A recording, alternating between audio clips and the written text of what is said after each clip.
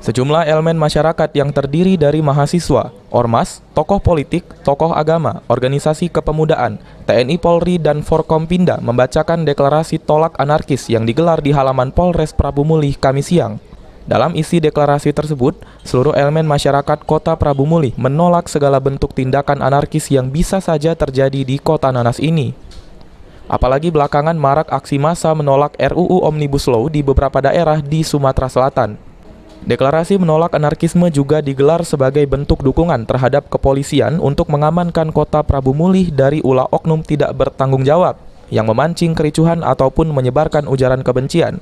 Meski di Prabu Mulih tidak ada aksi massa menolak RUU Omnibus Law.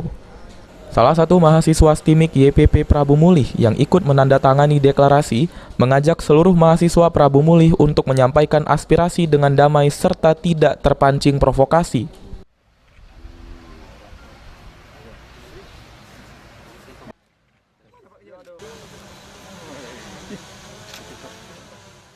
Untuk demo itu sah-sah saja, dilindungi undang-undang juga, asalkan jangan merusak fasilitas umum, jangan anarkis.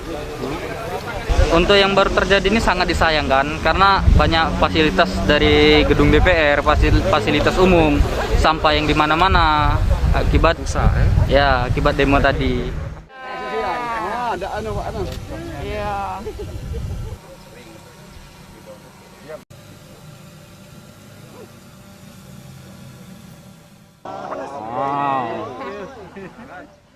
Beni Firdaus, PAL TV.